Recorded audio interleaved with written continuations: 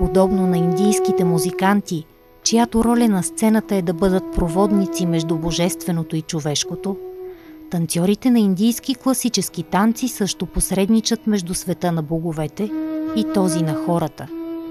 Тяхната мисия е не да принизят света на божественото до човешките възприятия, а точно обратното – да въздигнат човешкото до пиедестала на боговете. Тази роля на медиатор избира за себе си една българка, която заминава за Индия, за да стане танцор на индийски класически танци. Нейното име е Майя Жалова Канвар и тя е сред малкото чужденци, които възприемат индийския танц не като екзотично занимание, от което да извлекат финансови дивиденти, а като сливане с божествения ритъм на Вселената. От 6 години Майя живее в Ню Делхи, но я откриваме по време на краткия й престой в София, докато очаква раждането на второто си дете. За нея любовта към индийските танци започва тук, преди 8 години. Започнах в България през 2004 година, началото. Сцената не беше нещо ново за мен, но до този момент не бях се занимавала професионално с никакви танци. А любовта към индийските класически танци се зароди съвсем спонтанно. Просто в един момент попаднах на една изрезка от вестник, в която се разказваше за едно момиче, българка, която е заминала да учи за индийски класически танци. Имаше няколко черно-бели снимки. И аз погледнах тази статия и казах, а какъв е този невероятен късмет? Искам и аз. Българката, която вдъхновява толкова силно Майя, се казва Лилия Тонева, изпълнителка на индийски танци и актриса, която по-настоящем живее в Лос-Анджелис. Макар че двете не се познават лично, историята на Лилия Тонева задвижва верига от събития в живота на нашата героиня. И в резултат на това Майя решава да открие в България учител, който да я обучава на индийски танци. Тогава започна да става много модерно да се организират етновечери в различни клубове, африкански вечери, арабски вечери, индийски вечери. И на една такава индийска вечер се оказа, че е обявен открит урок на Вивиана Джентили, която е италианка, омъжена за българин, която отскоро беше в България. Оказа се, че тя е учила Баратанатям, нашия стил, за който ще говоря след малко. Майя се записва на уроците на Вивиана Джентили. Понякога дори бяга от работа, за да присъства редовно на репетициите. Извън тях, тренира техниката си непрекъснато, на всевъзможни места, с помощта на малко касетофонче и голямо упорство.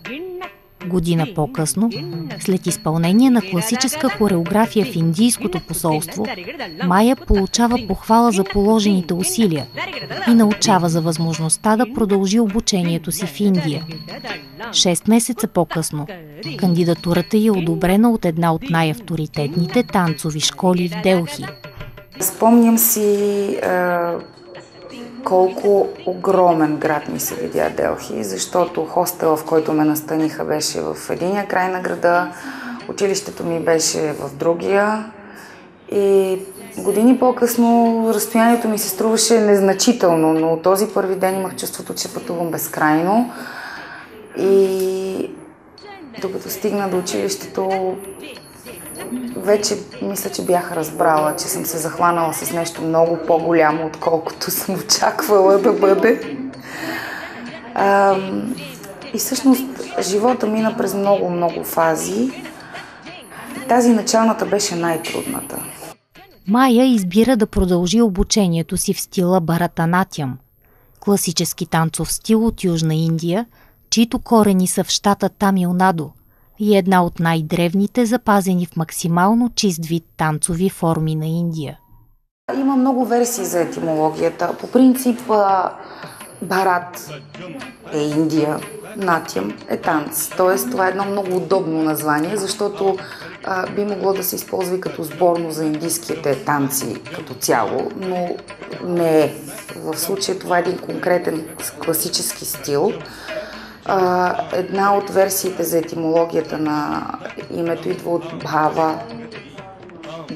Бава, Ра като рага та като тала, т.е. това е комбинацията от бхава, емоцията и нейното изразяване, рага като мелодията и музиката, тала като ритъма на движение, барата, натям като танц. В миналото стилът е бил познат и с други имена. Всъщност той започва официално да се назовава Баратанатям след възраждането му през втората четвърт на 20 век. Преди това, в течение на десетилетия, стилът е бил обявен за изкуство извън закона, тъй като британските управници от викторианско време са го асоциирали с непристойно и скандално поведение. Като нещо, което се е свързвало пряко с идеята за храмова проституция, британците така са го тълкували и съответно го забраняват със закон. И всички храмови танцорки, девадаси, които са били нещо нормално в храмовете на Южна Индия, в един момент се опитват да се спасяват, която както може да оцеляват и тяхното изкуство започва да замира. И едва след като се появяват хора като Рукмини Деви, преди това и други, Баратанатям преживява едно възраждане и в момента това е един от най-популярните стилове на Индия. Храмовите пространства са най-естествената сцена за индийския класически танц, тъй като той не е бил създаден като обикновено изкуство за развлечение.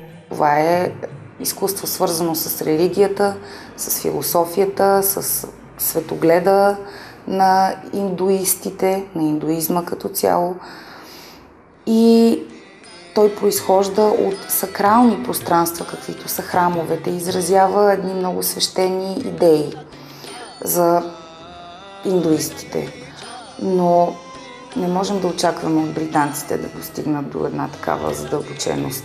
Това, което предполагам е притеснило британците, все пак индийския класически танц изразява емоции и чувства, като преобладаващите са чувството на любов, на отдаденост на божеството. А това са едни емоции, които можеш да сбъркаш лесно. Този екстаз, който изпитва танцора с нещо много еротично, което изглежда, разбира се, много скандално на хора от викторианската епоха. Така че, според мен, съвсем логично е в един момент това да бъде отречено.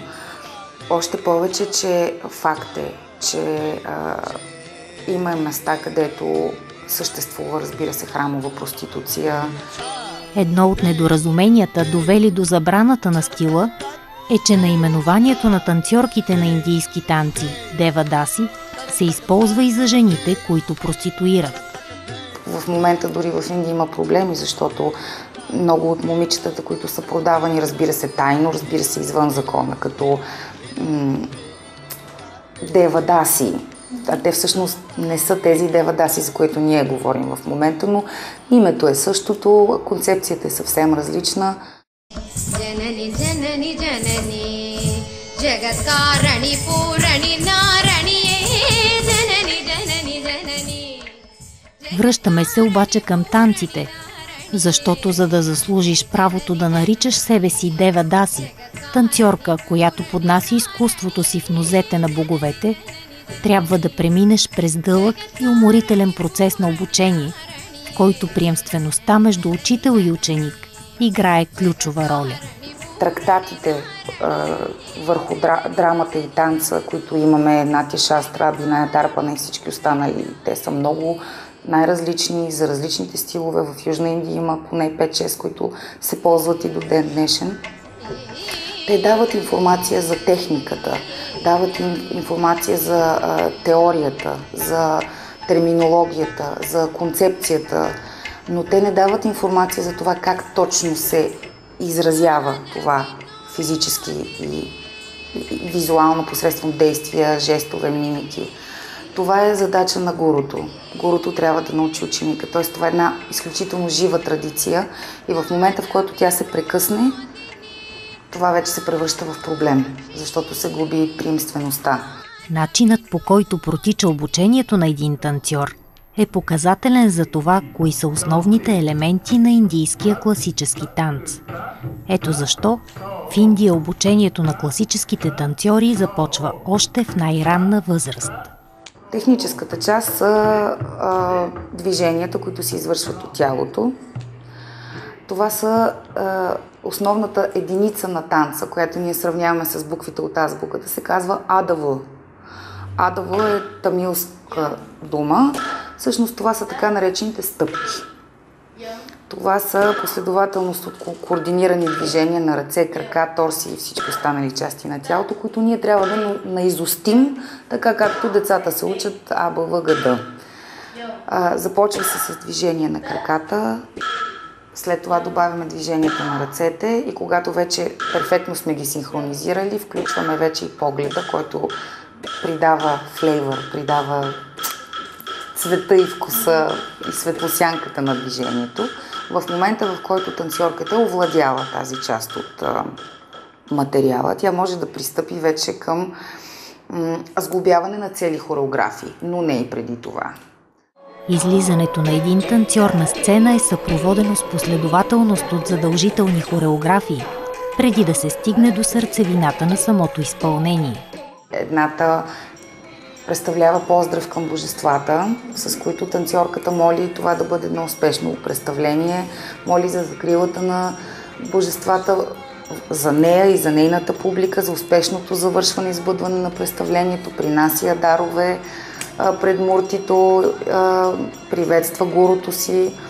Следва следващата хореография, която представлява раздвижване на различните части на тялото. Тя е подгряваща и в нея има само ритъм, но не се изразява никаква история, не се изразява емоция, не се разказва история. И така постепенно градират от най-простата външна техника до най-сложната емоционално интензивна, натоварена със съдържание хореография. Особено важна роля в едно танцово представление изпълнява натованърът. Той е своеобразният диригент на спектакъла. Натованър, човека, който прави натовангъм, т.е. двата малки метални цимбала, наречени талъм.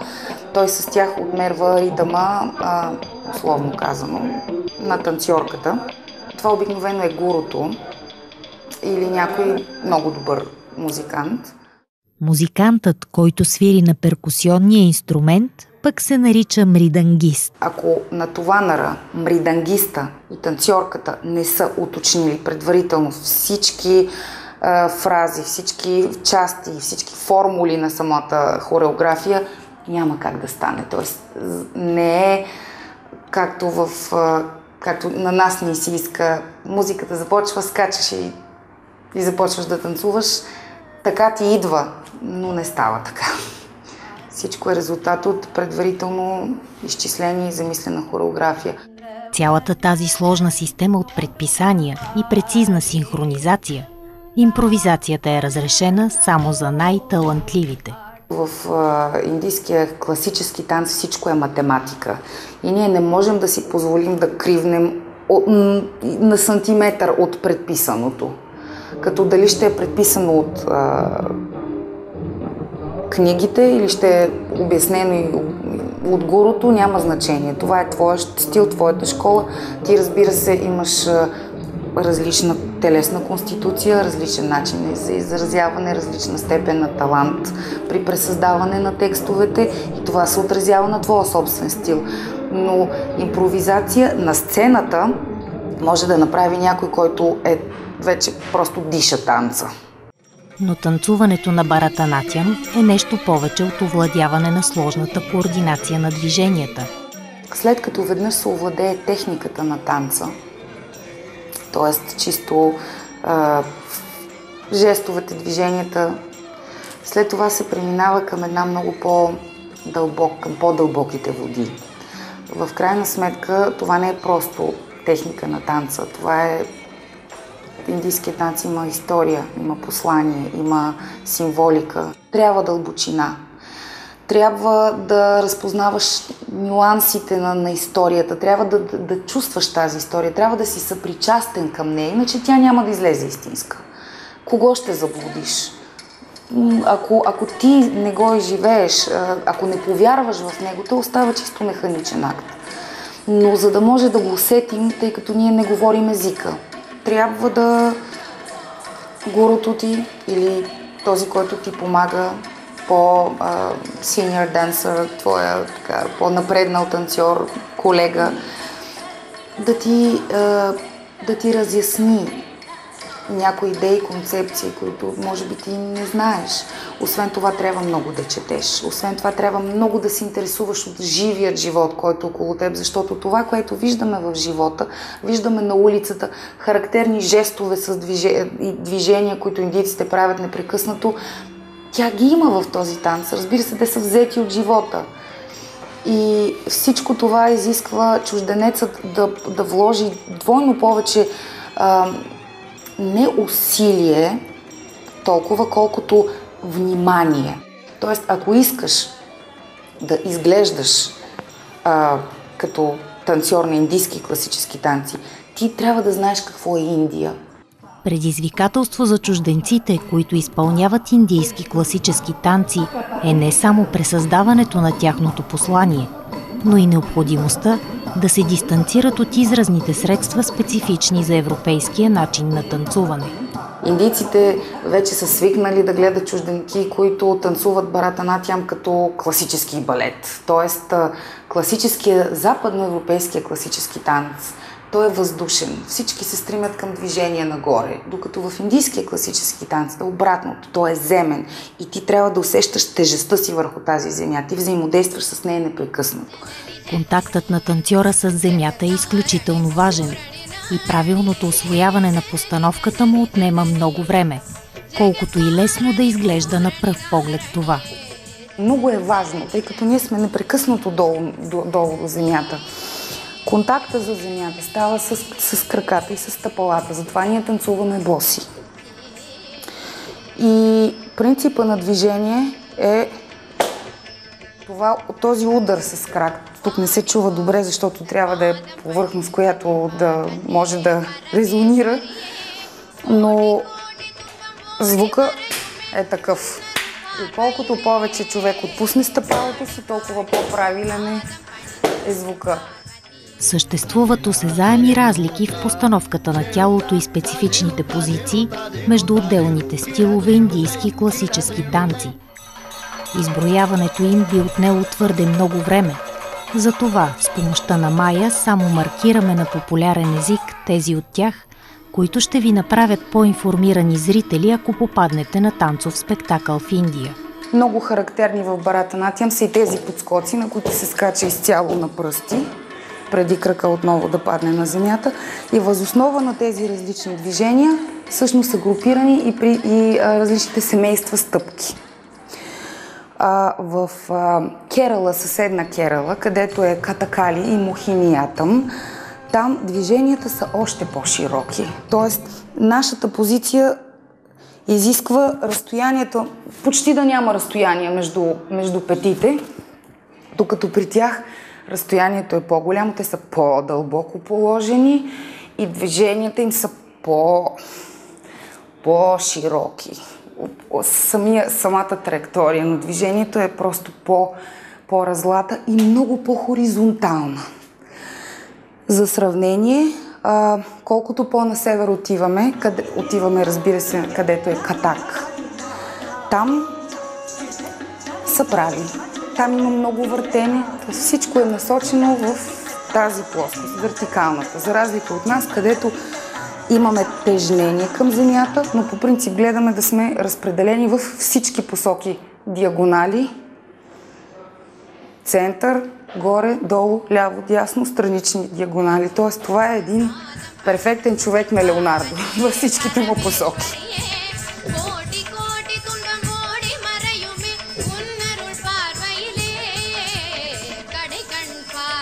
Баратанатиям в сравнение с други стилове изглежда доста по-твърд. Защото, например, един Одиси от Ориса с тази чупка в кръста и Той е много мек. Докато при нас се редува твърдо движение с меко и грациозно движение. Но мекото и грациозното движение е въпрос на лична трактовка, на гъвкавост на тялото, на школа също.